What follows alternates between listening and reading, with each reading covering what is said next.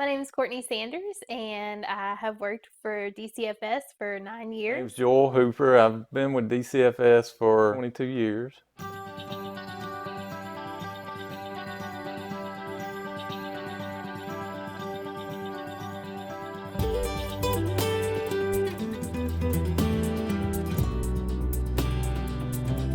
I started out as a foster care worker for the first about 2 years and working with families and kids and foster families to focus on reunifying the children with their families when that's possible. I started out in foster care, working in the front lines with helping families get reunified with their children. After doing that for 3 years, I moved up to home development, recruiting and training foster parents. From there, I moved to the home development program, which is a little bit of a misnomer because the name itself, you're like, well, what is that? But mainly that means working with foster parents, recruiting foster families, foster and adoptive families, training them, preparing them for the very important job that they do every day, working with our children, because they're the ones providing 24/7 care. Now I'm currently with adoptions. The majority of my work with DCFS has been devoted to foster parents. The need to recruit foster homes is really important for DCFS. One, we just don't have enough homes. The number of children continue to increase while the number of homes that we have either stay the same or decrease for various reasons. The need is so important because the need's always there. When we look at the number of cases that DCFS investigates when it comes to reports of child abuse or neglect in the community, a very small number of those rise to the level of the safety risk being so high that the child has to be removed from his or her birth family usually and placed in foster care, and 9 times out of 10 that would be in a certified foster family.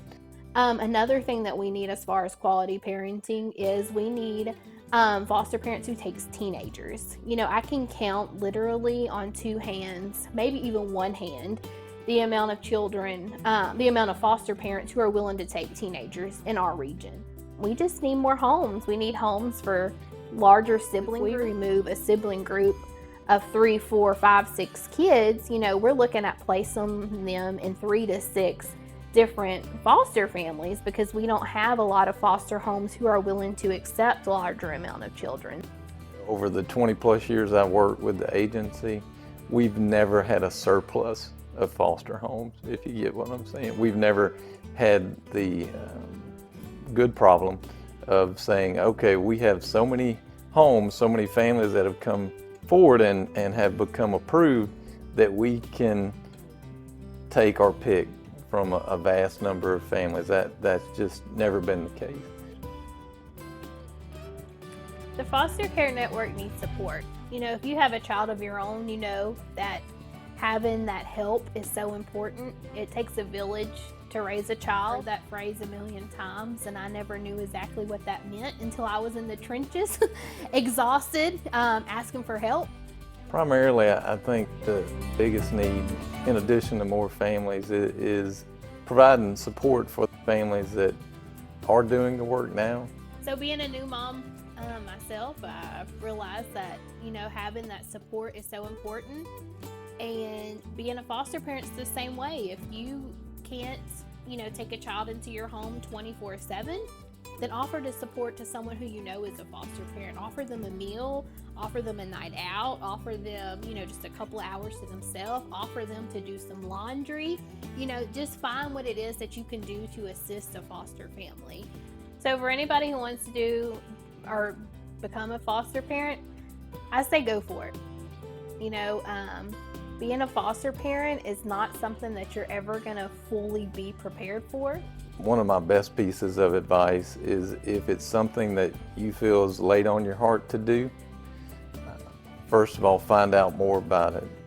And certainly DCFS has a lot of information about foster parenting, what the requirements are, what the process looks like to get from point A to point Z The only thing you can do is get started in the process, get as much information as possible, become educated, go through the classes, go through the orientation.